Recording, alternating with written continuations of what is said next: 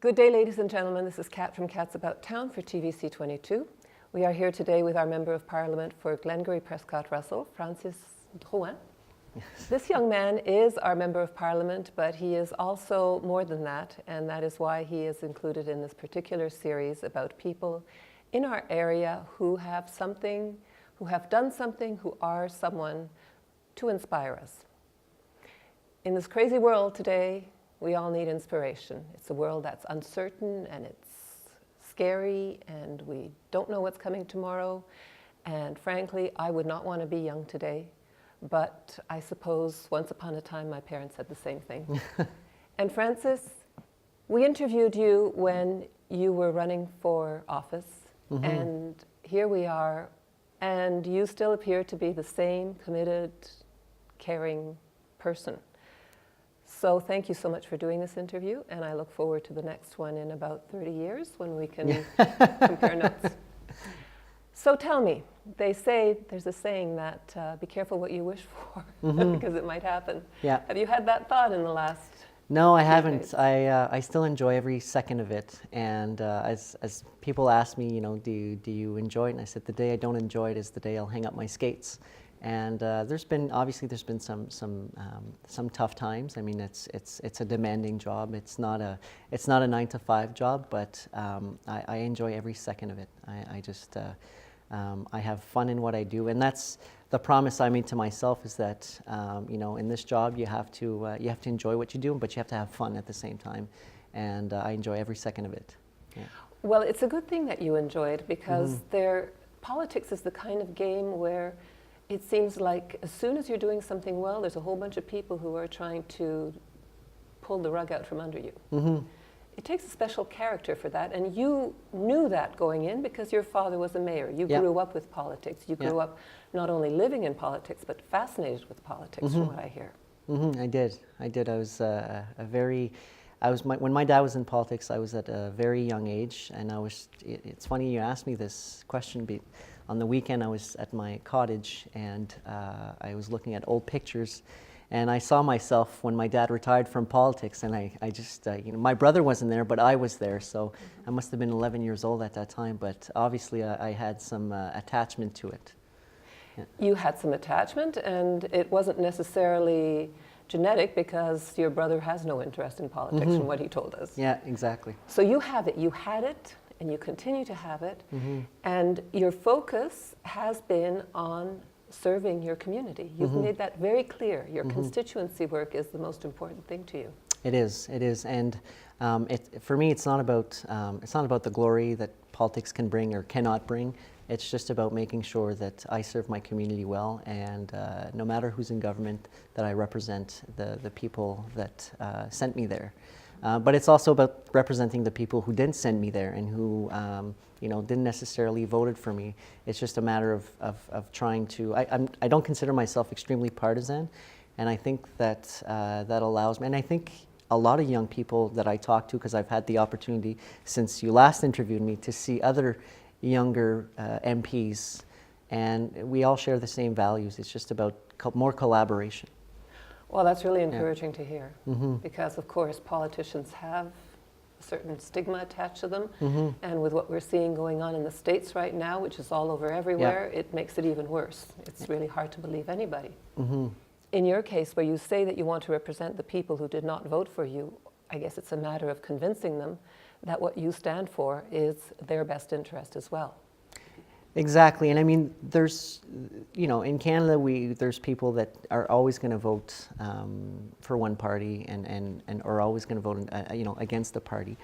But that, to me, that doesn't matter. It's just it's about reaching out to them and talking to them and understanding that I have good friends who voted against me, and I enjoy talking with them because they bring a different perspective, and that's what I enjoy about the discussion. I mean, you know, not that I want to drink the Kool-Aid all the time, but it's important for me to hear other perspective from other people. On the matter of perspective, obviously you must be briefed quite often, and you're not immune to the news releases and the criticisms and the caricatures and whatnot. Mostly your leader has been well received, but of course it didn't take long for whatever they could catch on to to try to criticize. Do you take that personally? Does it make you want to work a little bit harder just to reach the people and convince them that there's a different aspect to all of this and don't get caught in this hype? Yeah, no, I try not to get caught in it, and it's just a reality, whether it's sad or it's a good thing. It's, the opposition is there, and they're there to oppose, and they're there to scream and shout when, an issue which might not be a non-issue, but I understand their role, and they do have a role to play. It's not to silence them. The media has a role to play. It's to question government, whether even the media can be, right or wrong, but it's their job. And if we don't have a media or a strong opposition, then we don't have a healthy democracy. And I come in understanding that, and I appreciate what my colleagues across, in other parties do. And I've developed some good relationship with other colleagues, because I don't wear that partisan hat. I mean, and it's unfortunate. When I talk to schools, I often tell them that question period, it gets really heated. But what happens after, and they don't show this on camera, but often you'll see MPs crossing and talking to one another, and there's a bigger sense of collaborating, and that we're all here to do the right thing than what is portrayed on TV. Well, that's pretty much it. You're like the cells of this larger organism, and you have to keep each other healthy, otherwise it all breaks down. Exactly. You can have in all of the experts telling you that you need to invest so many billions or so many millions in here or there, but if the people aren't really believing it and aren't wanting to spend their money and take it elsewhere, then what's the use of it all? Exactly. Do you have a number one priority? Obviously, agriculture is a very big priority for you. But you must have come into this job with some game plan of what you really wanted to see changed. What, if in 4 years you're re-elected, what do you want to show as your accomplishments when you look back? And I'll be struggling with my campaign team, I imagine, in 4 years. I don't want to concentrate too much on what will I have accomplished or not accomplished in the past, because I'm a so what kind of guy. And for me, it's important that I not only defend my record, but I show that I still have value for the next 4 years. So for me, I'll be running not on yes, there'll be some issues that I'll be concentrating on. Obviously, infrastructure is important for me. It's important for Rockland, the 17174. We've heard a lot of talk about it, and there'll be some new infrastructure programs. So right now what I'm doing is just trying to find the lay of the land of what's happening and who's who in Glengarry, Prescott, Russell. Agriculture is important, giving agriculture a future that they can depend, that they can, not a stressful future. When we negotiate free trade agreements, I want to make sure that the voices are well represented. But again, I'm going to put the emphasis on the future and not what I've done in the past. So obviously, what I want to be recognized for is somebody that can work with anybody. And on a personal note, I mean, yes, there's going to be some infrastructure announcements. Yes, there's going to be some investments in X, Y, Z. But to me, that doesn't matter. It's about how are you able as an MP to build consensus within your community. And if I can be seen as that and remember as that, then for me, it's job accomplished.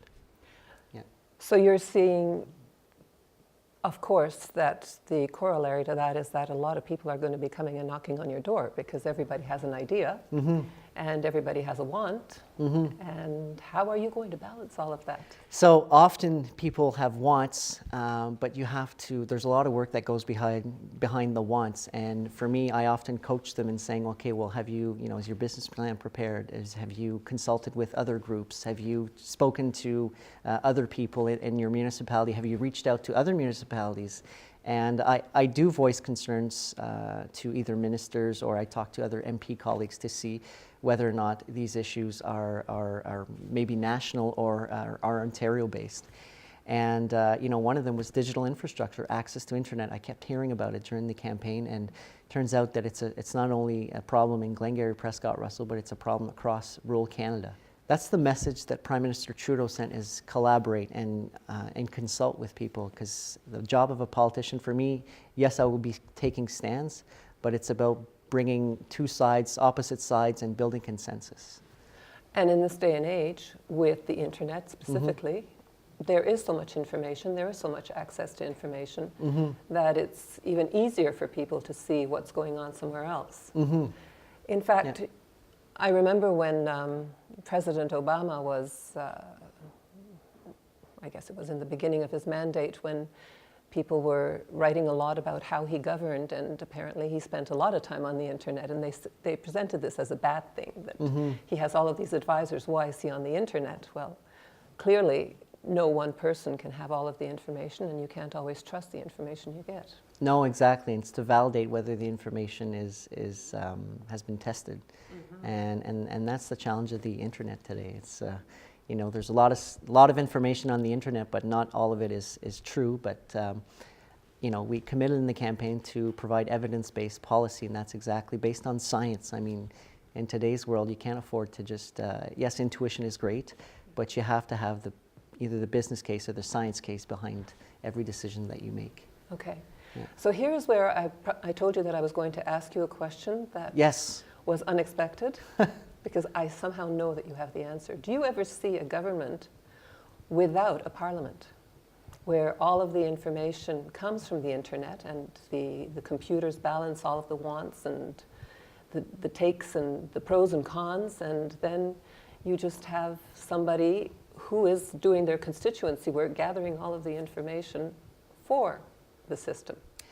Yeah, if I see that, I mean, I can't say no, but I don't. I think people would never trust completely computers. But who am I? I don't think it's going to happen in my lifetime, but in the future, it could happen. That I don't think computers will make the final decision, but they would certainly make recommendations, and more, even within the bureaucracy, they've got IT system and you know, in business intelligence that gather data. And I mean, in a big data world that we live in, obviously they could make decisions, but that's a really good question. I mean, it's looking down the line. Well, it just seems like so much energy goes into the bickering and the fighting and the horse trading, and it's got to wear you down, and it's almost as if we're killing our babies. I mean, here is somebody like you comes in with all of this energy and enthusiasm and goodness and kindness, I have to say it. I see that in you. And yet you probably are assaulted by people who question your integrity. Yes, well, it's again, I go back to building consensus, and you know, sometimes the logical reason for doing something would say, well, everybody should have a computer by now.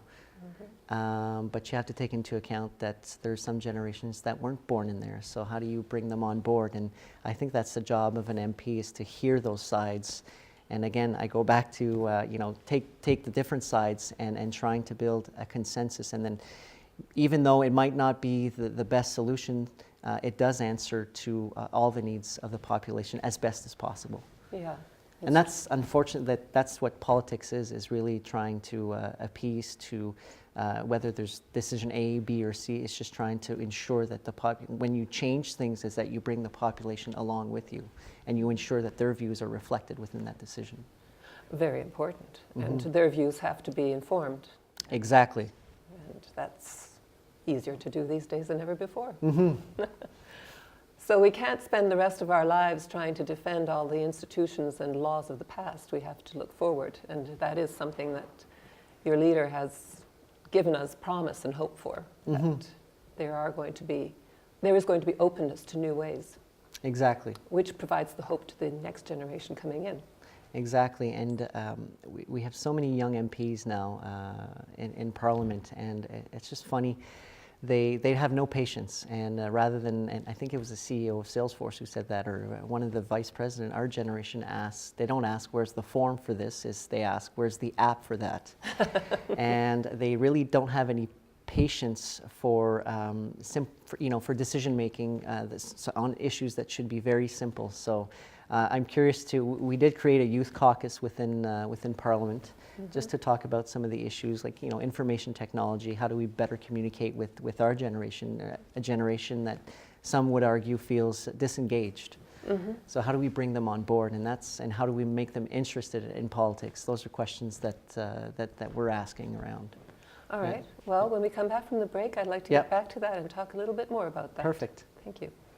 We will be right back after this break.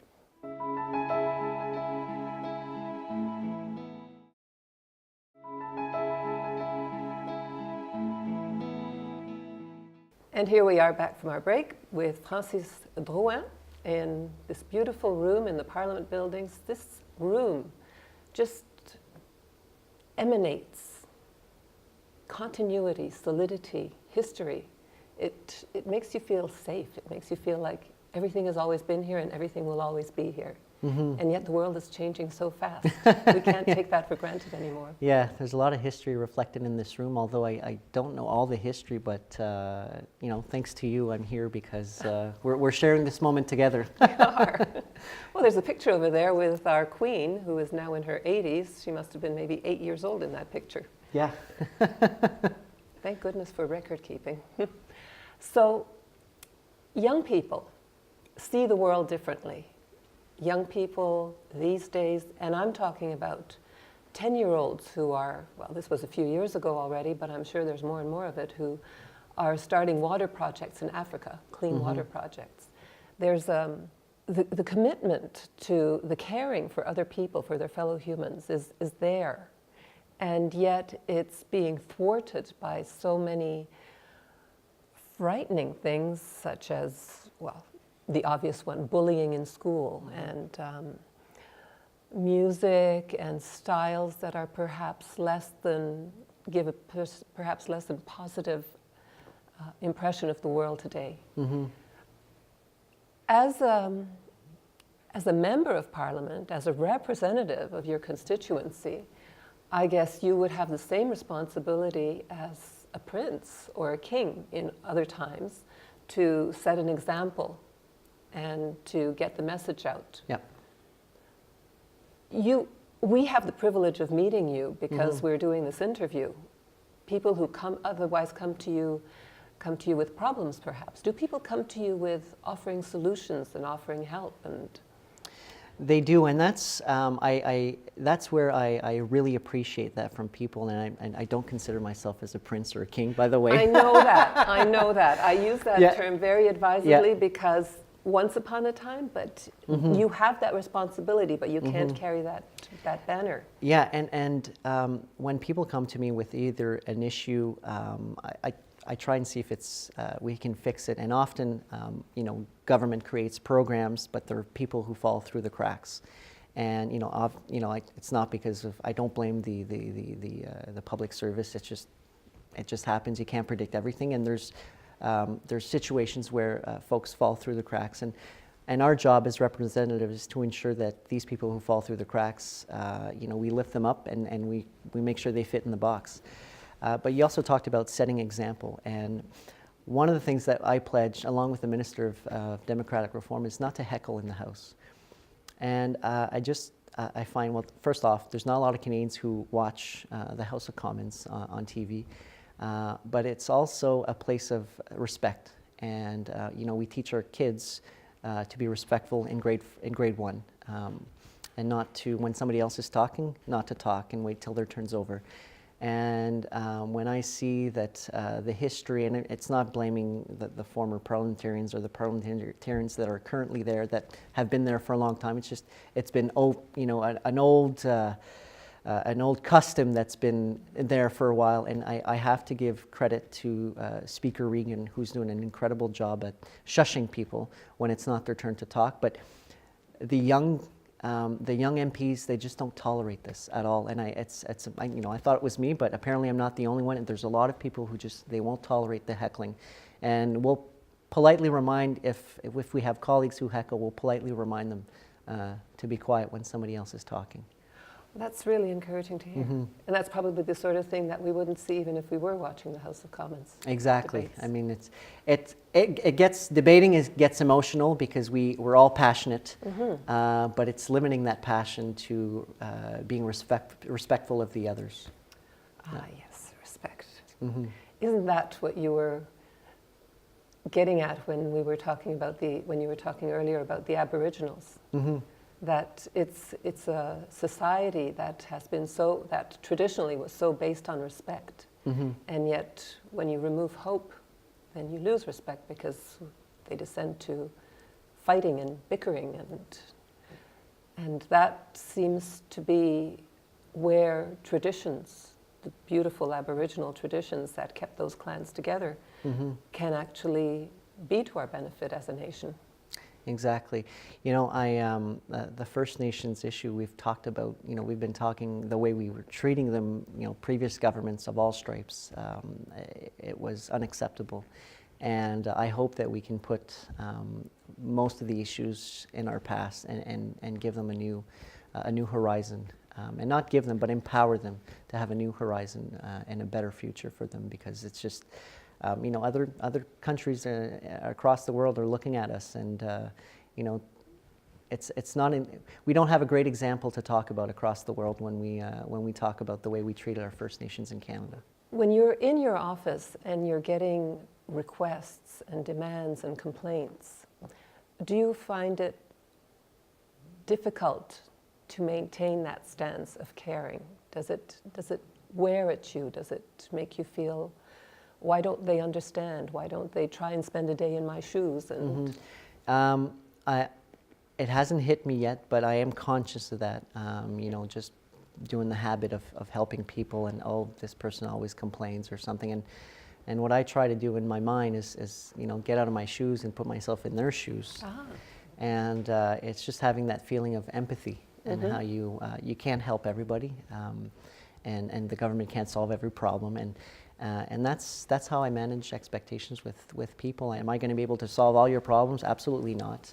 But I'll try my best. And sometimes there's systematic issues that are bigger than the one person, and it takes time. Government takes time to resolve issues because they have processes that go in place. But as a government, we've put the emphasis on process. I think it's important to consult with all kinds of Canadians, and I did pre-budget consultations in Rockland, Hawkesbury, and Castleman, just to hear, and this is something I'll do on a yearly basis, but it's important, it keeps me grounded, but it's also a chance for me to hear bring people together, and a chance for me to hear what they have to say so I can feed this back to the Minister of Finance.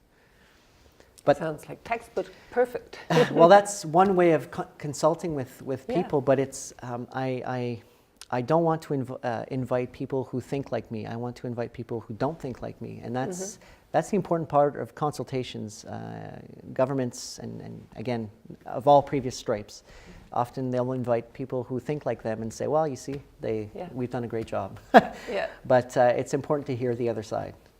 It's very important to hear the other side, and it's also important to hear your side, because if we're going to get young people over this hump of mistrusting politics and politicians, they have to hear this message. They have to hear that this is the way it's being done, and everybody is being listened to.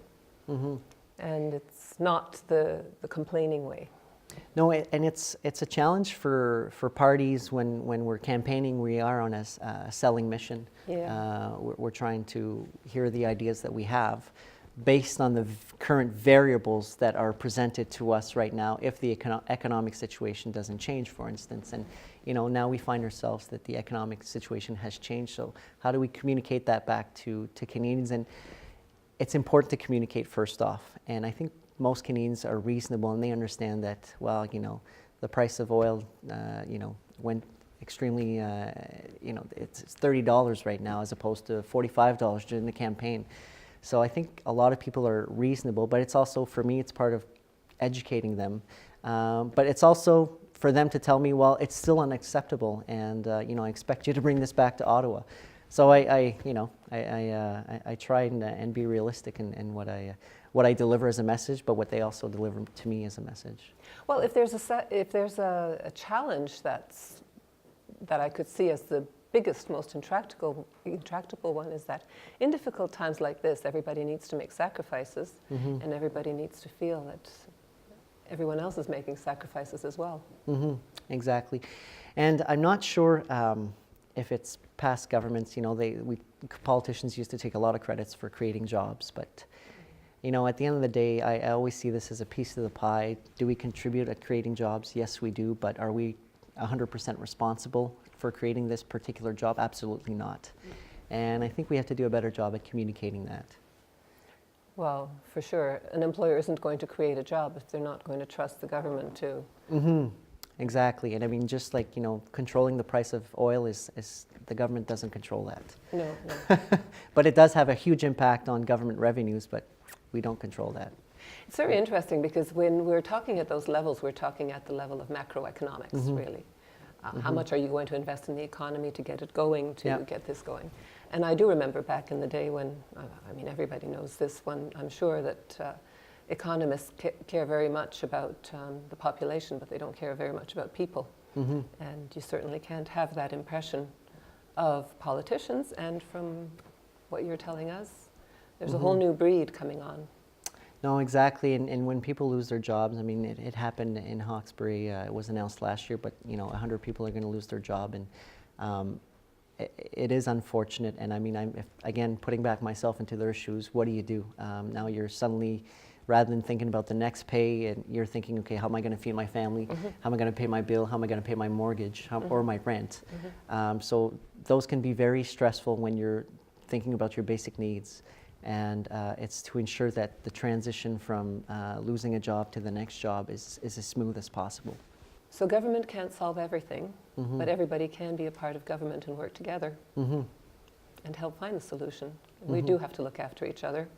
We can't always expect that Big Brother or Big Daddy is going to solve all of our problems. Exactly. And we don't want to run into the ground the people who put themselves forward and put their neck on the line and decide that they're going to take the flack and take the criticism and still keep trying to help us. So, yeah, there's a message for anybody who is discontent, whatever the word is, with the way the government is working. If you don't like it, then try to find a solution, because we have a government now that's open to all propositions. Exactly, and we have access to a wealth of knowledge, and it's not just about my ideas, but I grab my ideas from the people of the riding or anywhere. So that's it. Yeah. All right. Well, we're going to take a break now, and we'll be back to wrap up this show.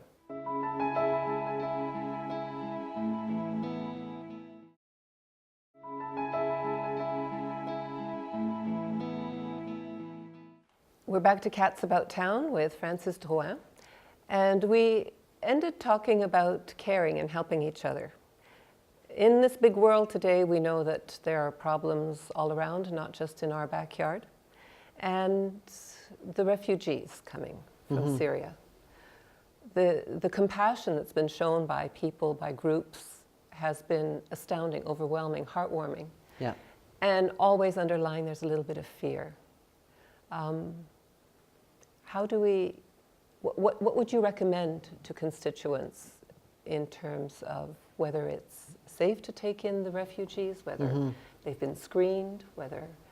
Yeah, we have to, the refugees that are coming here, we have to remember that the Islamic State is killing more Muslims than they are killing Westerners. And the refugees are refugees for a reason. They're fleeing these terrorists. And every refugee that is coming into this country have been pre-screened by the UN, and are being screened by Canadians. So they're going through interviews, if there's any precedents. And I have to also admit that I'm astonished, and it makes me happy to see the level of compassion in Glengarry Prescott Russell. There's a lot of families who have stepped up and sent us emails asking us, how can we help? How can I volunteer?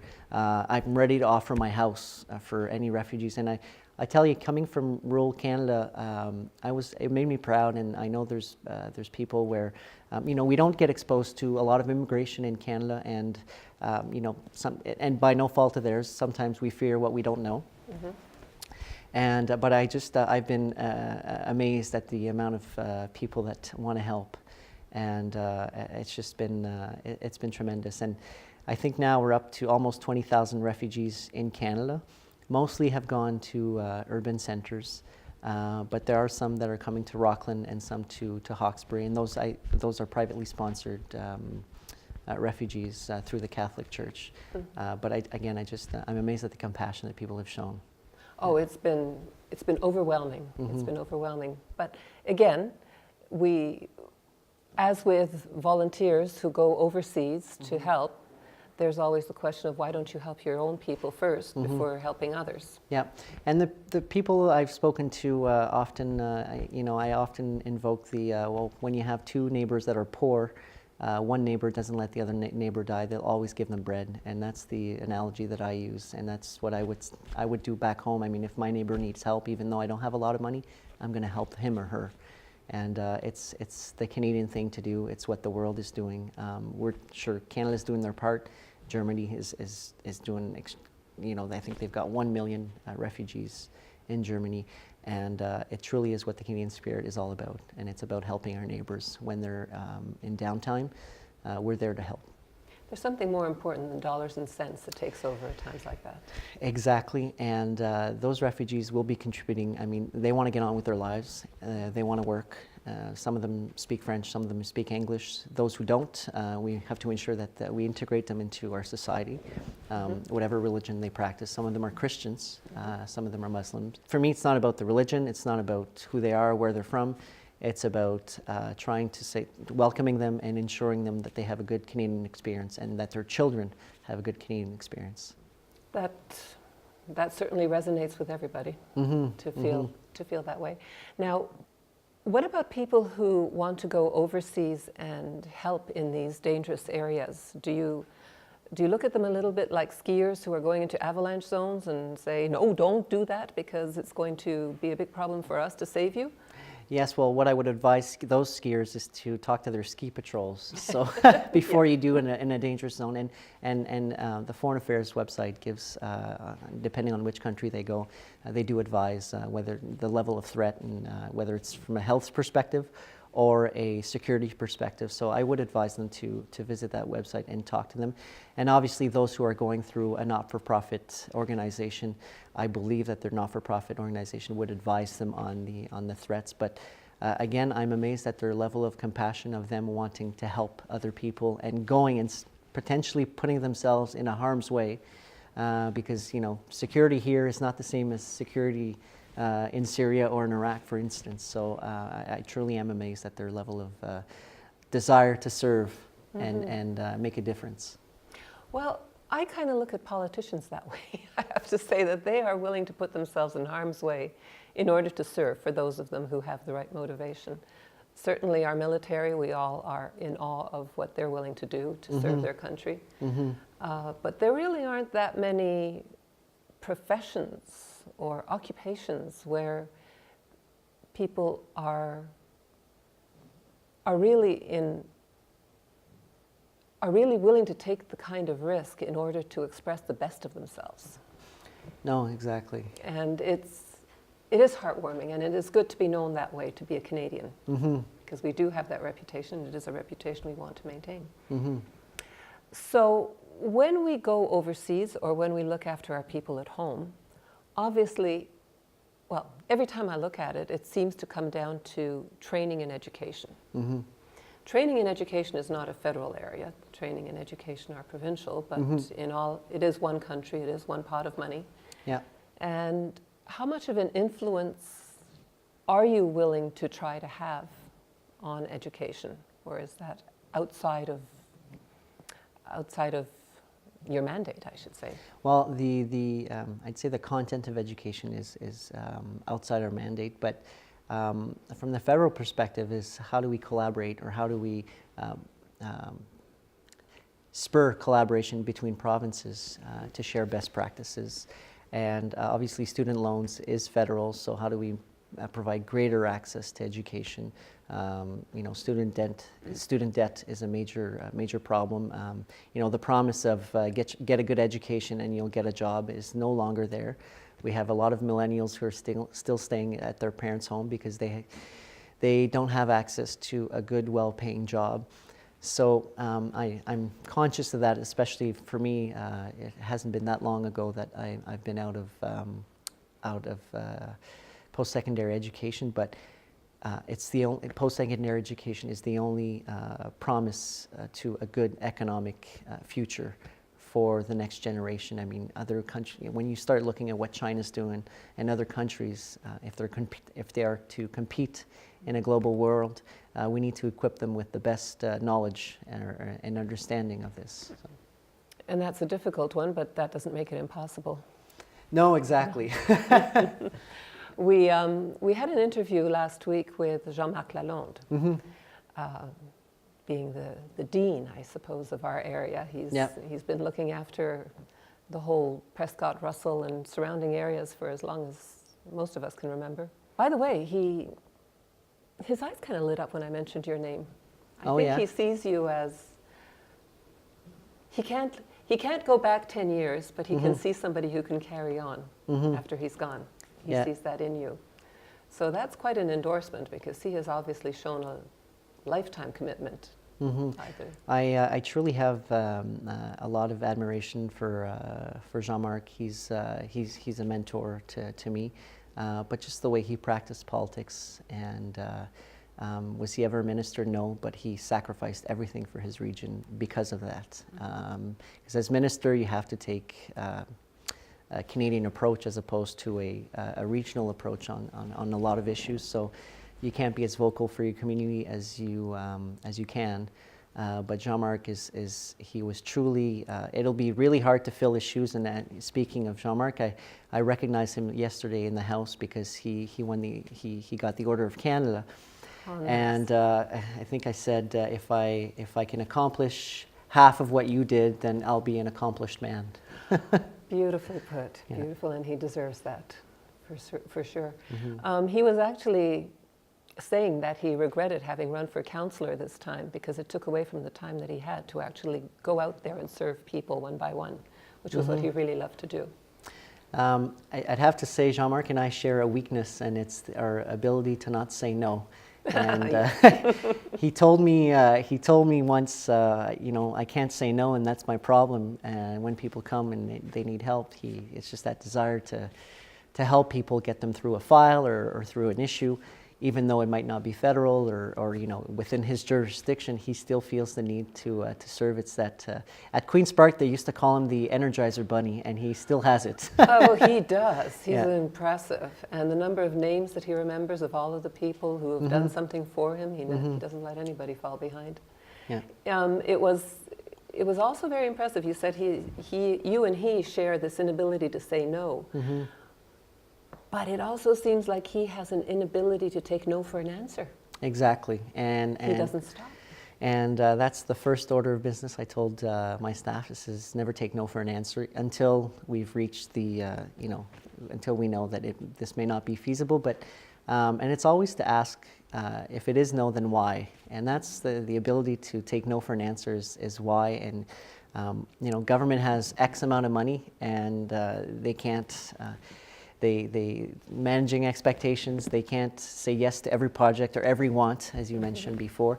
So those who perceive and push will find probably more success, because they'll find another way to mold the project if it's not accepted in one way. Well, when one wins, everybody wins. Exactly. And it is important to look at us as a whole organism of cells, and we all have to work together. All right. We've covered just about everything we can cover at this point in your career, and I am looking forward to the next interview. I hope it's not in 30 years, though. It's not going to be in 30 years? No, it's not. I think in 30 days you'll have accomplished a lot of things worth putting on, but we're not going to do that to you. Yeah. You're a busy man. I know that you're not going to let us down. And I'm really grateful for that. And you're not going to let us down in so many ways. You're not going to let us down because you will continue to listen. You are going to follow through on your campaign promises. But more than that, you're going to be an inspiration to young people who are looking for a reason to believe that they should give it their best. And I was during the campaign, and more recently now, I go to schools and I talk, and I can promise you that the hardest questions that I get are from students, and that to me is an eye-opener. They ask me blunt questions, and you know, I'm just truly amazed at how educated they are and how they are paying attention. So I question myself, well, why aren't they involved? And how, if I can create a vehicle for them to get them in, and whether it's through, you know, internships in my office, this is something we'll be discussing with my employees at some point, with my staff. But any way I can do to help, obviously, to help them get interested in politics. And there's, you know, young parliamentarians, and that there's programs where they get involved. But if I can personally contribute to that, then obviously I will do so. One of these days he's going to be the grand old daddy of Prescott Russell. Francis, thank you so much for your time today. Thank you for having me. Our time is up, and hopefully this conversation will inspire people to, exactly as you said, to try and contribute a little bit more and ask for a little bit less. Mm-hmm.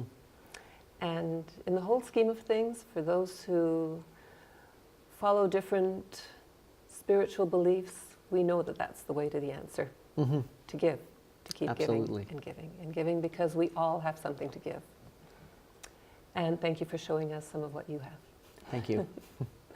And with that, we'll wrap up this episode of Cats About Town and let Francis get back on this Friday afternoon to his desk and to keep working, because an MP's work is never done. Exactly. Take care of yourself, Francis, and You thank too. you. Bye. Thank you. Bye-bye.